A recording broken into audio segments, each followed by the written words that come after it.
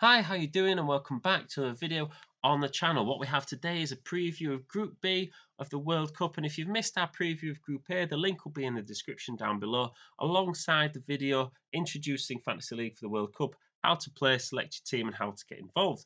So let's get into it. And we're going to start with the group as a whole. And this is really thought of as the group of death in the World Cup. And the reason is that all teams are ranked in the top 20 in the world. Iran are 20th, Wales are 19th, USA 16th, and England 5th. And as we get the fixtures on, I do actually think this is one of the trickiest groups for the head favourite in England. I think a lot of these teams are a lot more competitive than people are giving them credit for. And this could be a big shock in the tournament that might see England knocked out at the group stage. But we'll take a closer look as these teams get into it.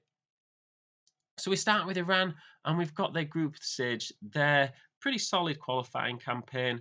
Just finished ahead of South Korea, who those two teams were miles ahead of the rest. And defensively, they were really solid. They actually got 4 points in their last appearance in the World Cup, which included a draw with Portugal, where Portugal just scored in the last minute to equalise. And the old coach Carlos Queiroz is back 2 months before the World Cup.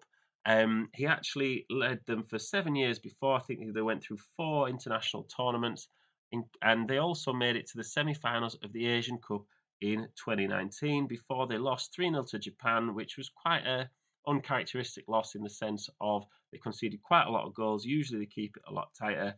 But even in qualifying, they only conceded 4 goals in 10 games. So in Queiroz' last spell, he actually kept 10 clean sheets in 16 games for a stretch, which just shows how sort of defensive-minded Iran can be against a variety of opposition, and that can only bode well. I think they're going to keep teams struggling to score against them in this World Cup.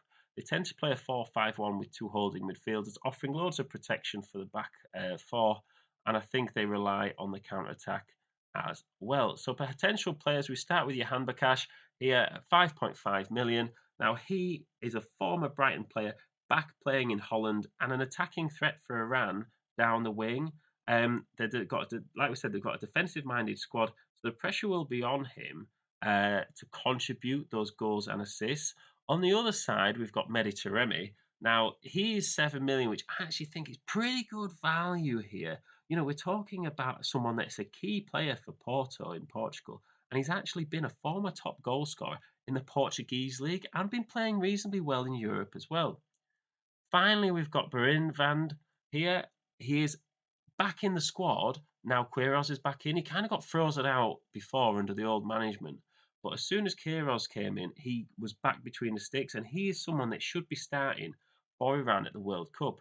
I've given him a prediction price of 4 million, and this is something which is to be confirmed. But the two other goalkeepers that are on the website were also ranked 4 million, so I think it's a safe bet to assume that this guy will also be ranked 4 million. So if you're looking for a cheap goalkeeper, who's going to get a lot of save points. He could be the guy. He's got a knack for saving penalties, and he's got solid distribution as well, which could be used to launch those counter attacks. So maybe he could also get an assist or two. Next up, we've got the USA and a reasonably okay qualification group. They qualified with relative ease, but won some, lost some, and also finished behind Canada and Mexico. But they have come back to the World Cup after not qualifying for 2018. A lot of their players are built on youth, and these players that have done well for them at youth competitions are coming through. So the squad is full of players in their early 20s.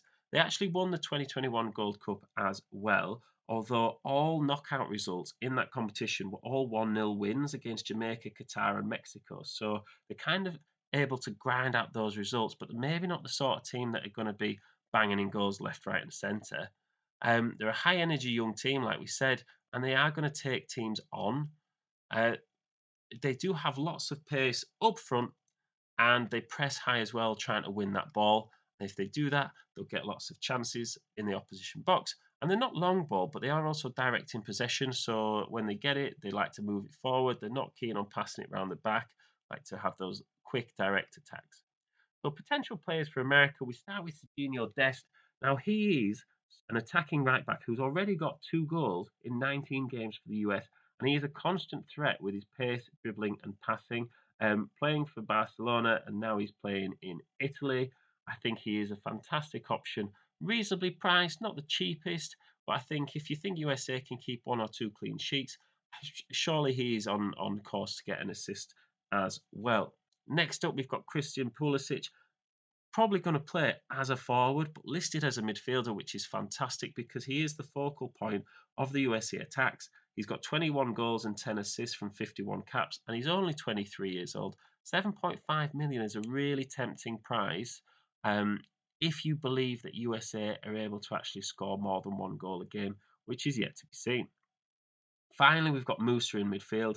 He's a very direct player, full of energy and power, and he'll pose a threat through his constant running at defensive. He's the kind of player that will drive through the midfield and then lay it off to somebody else for a chance.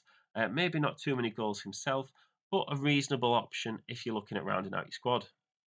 Next up, we've got Wales, and they're a tale of two qualifying tables here. Wales did really well in the World Cup qualifying section, but then an absolute nightmare in the Nations League. And this is their first World Cup for 64 years, and they actually had to get through two playoffs to qualify, beating Scotland and Ukraine. So they've not exactly had the shortest path to qualify that for that World Cup. They've definitely earned it, but they have got poor recent form. They actually got relegated from the Nations League, and form goes a long way in the World Cup because you don't have a lot of time to turn it around. If you think there's something like the Premier League, like 3 games long, that initial form, a lot more importance in those initial game weeks. It's kind of the same with the World Cup. If you can't magic form up out of anywhere, and they are struggling for it recently.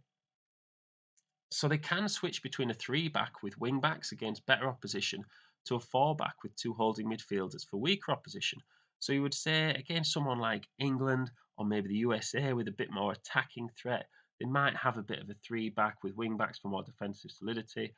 But they could also go to a four back against someone like Iran, who you know you're going to have a lot more of the ball against, and really try and push them. So they do use that pace to counter attack. They've got a couple of really pacey wingers and some good attacking threats up front as well. And they do like to shift the ball. So potential players, we're obviously going to start with Gareth Bale. He is the talisman for Wales. And although he's been inconsistent for a few years at club level, he can always be relied upon to turn up for the national team. This will be his only World Cup probably, or at least the one where he'll have the most impact. And he is someone, we know how much it means to him to represent his country, and I think 8 million could potentially be a bit of a bargain. He is involved in everything they do. Next up, we've got Dan James, a 6 million midfielder, but he is going to be playing as more of a forward, and he's part of this Wales counter-attacking style. The fact he's classified as a midfielder is brilliant because it means he can have those shots on target points and potentially some tackle points as well.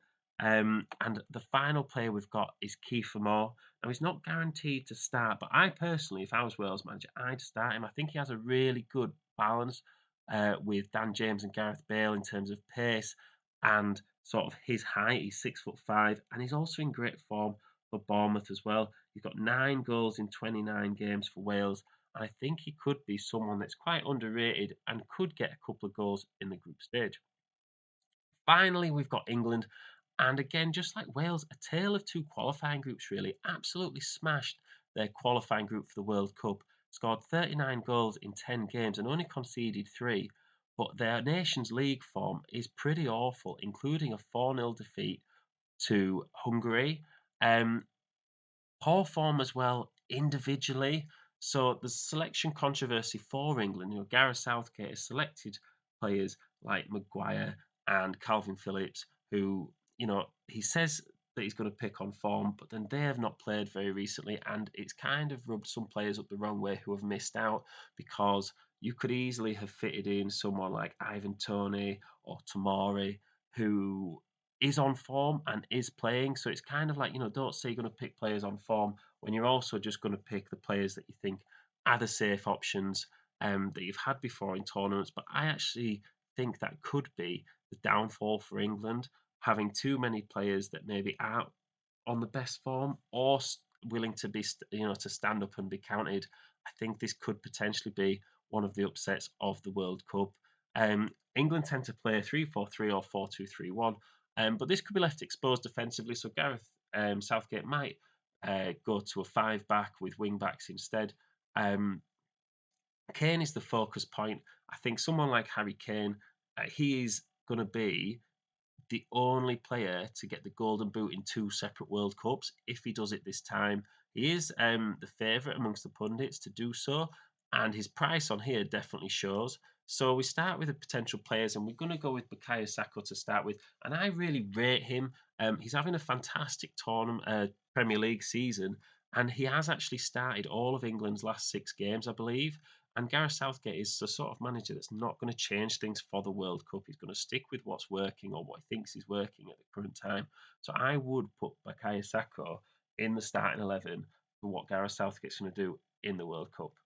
Next up, we've got Kane, and when he won the Golden Boot last time, he was getting a lot of penalties and they were going in off his heel. But he is actually one of the players that is on form for England. He's got a hefty price tag at 11 million, but you tend to think that he is going to be involved in all of England's attacks. And finally, we've got Kieran Trippier. So he comes in at 5 million, which I kind of think is a bargain price. He's definitely going to start, I would say, even if it's on the left flank. And he's very involved in set pieces for his team, Newcastle, in the Premier League. So that assist potential and even a goal from a free kick is absolutely there. And talk about players that are maybe not on form. But these three players actually are on form for England in their clubs. So that should hopefully take that wave and ride that wave into the World Cup.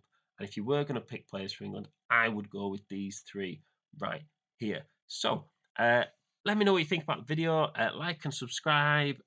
Subscribe if you're new around here, and check out the previous videos as well. I'm going to try and get a new one of these out every day this week, previewing all the groups.